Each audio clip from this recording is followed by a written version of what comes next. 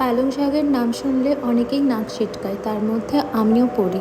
কিন্তু এরকম করে পালং শাক বানালে আর কেউ নাক সিটকাবে না। চলুন আজকে বানাই পালক পনির। বর্ষার সময় তো এই যে কোনো শাকসবজি একটু হালকা গরম জলে ভাপিয়ে খাওয়াটাই বেটার।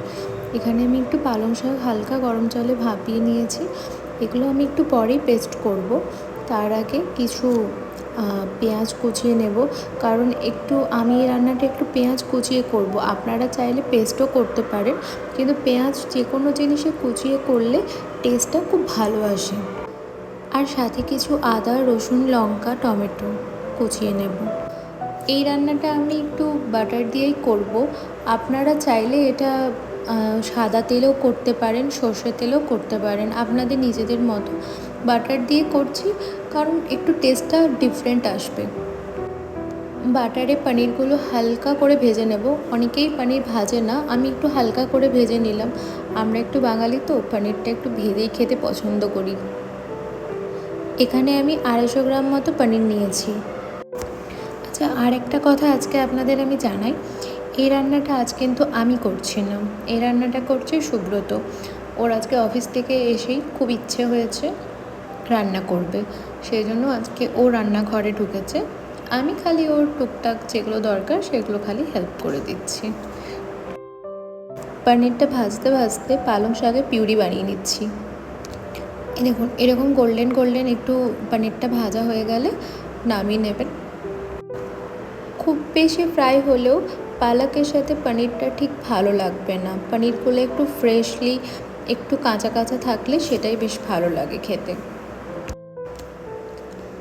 একটু বাটার দিয়ে তাতে কিছু হালকা গরম মশলা দেব, আর একদম ছোট্ট একটু শুকনো লঙ্কা দেব। আমার মেয়ে খাবে, আমি এমনি শুকনো লঙ্কা খুব একটা বেশি দিতে পছন্দ করি না, তো একটু হালকা শুকনো লঙ্কা দিয়ে এরকম কুচানো পেঁয়াজগুলো একটু ভালো করে নাড়াচাড়া করে নেব।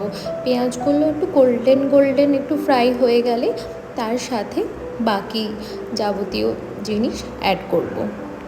সাথে আদা কুচি, রসুন কুচি আর লঙ্কা কুচি। এই লঙ্কার ঝালটা একটু কম, তাই জন্য 2টো লঙ্কা দিয়েছি। আপনারা চাইলে আপনাদের নিজেদের পছন্দ মতো আপনারা লঙ্কা দিতে পারেন। আর কিছু টমেটো কুচি। এটাকে একটু ঢাকা দিয়ে হালকা একটু সেদ্ধ করতে দেব, যাতে একটু ভালো করে নাড়াচাড়া করা যায়। কিছুক্ষণ সেদ্ধ হয়ে গেলে ভালোভাবে এটাকে কষিয়ে নিতে হবে। হালকা আঁচে কষিয়ে নেব, বেশি আঁচ দেব না, বেশি আঁচ দিলে পুড়ে যেতে পারে। ভালো করে কষে এলে কিছুক্ষণ ঢাকা দিয়ে রাখবো। তারপর কিছু বেসিক মশলা অ্যাড করব, যেমন জিরে, ধনে, লঙ্কা গুঁড়ো, হলুদ, সাথে একটু নুনও অ্যাড করব, কারণ নুন আমি একটু আগেই দিয়েছিলাম, সেই জন্য একটু হালকা। আর একটু চিনি অ্যাড করে দেব, তাহলে কালারটা খুব ভালো আসবে। হালকাভাবে এরকম ভাজা ভাজা হয়ে গেলে পিউরিটা অ্যাড করে দেবো পালকের পিউরিটা দেওয়ার পর একটু নাড়াচাড়া করে সাথে কিছু নুন আর একটু হালকা চিনি দিয়ে দেব। পিউরিটা একটু বেশি পাতলা হয়েছিল, সেই জন্য আমি আর এক্সট্রা করে কোনো জল দিচ্ছি না।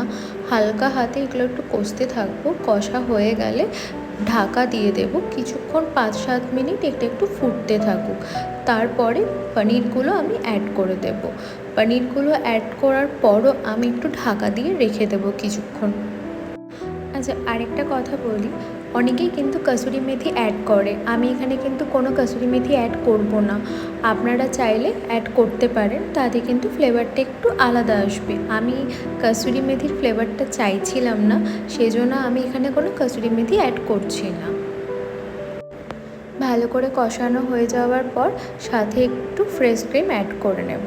আমার কাছে ফ্রেশ ক্রিম অ্যাভেলেবেল ছিল না, সেই জন্য আমি দুধের মালাই দিয়েই আমি ফ্রেশ ক্রিম বানিয়ে নিয়েছিলাম বাড়িতে, সেটাই আমি এখানে অ্যাড করেছি। লাস্টে ঘিয়ের মধ্যে হিং দিয়ে তড়কা দিয়ে দিয়েছি। ব্যাস রেডি। একদম গরম গরম লাচ্ছা পরাঠার সাথে পালক পনির পরিবেশন করুন। টাটা।